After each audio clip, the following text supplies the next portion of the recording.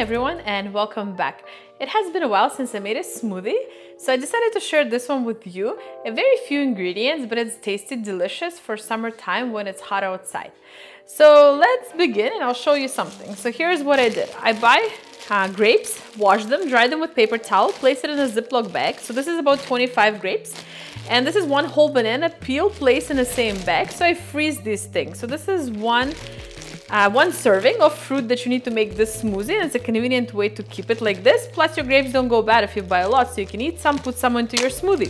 So take your blender cup, you're gonna place your banana and your green grapes, and I like to use green grapes for this recipe, in here. And the next thing you're gonna do is add coconut water. Not everybody likes coconut water. I don't like to drink it on its own, but when it's added in the smoothie, I enjoy it. So let's just add some of this coconut water. So I usually add about like halfway. So if that's the fruits, I add about half of where the fruits are. And that's it, let's start blending.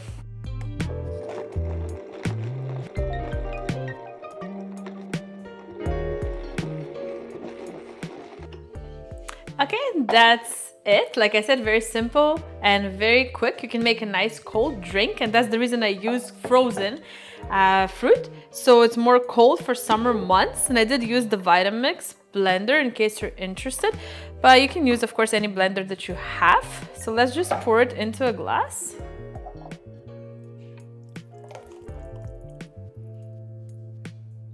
And like I said, it's one perfect size serving to enjoy. So just putting a glass straw, of course you can hang some kind of a piece of lime or something nice on the edge to make it more beautiful.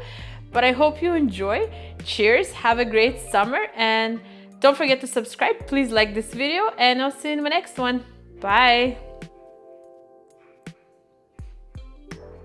It's very good. Tastes very tropical. Has a very nice, reminds me of something you'd have like a smoothie in the Caribbean.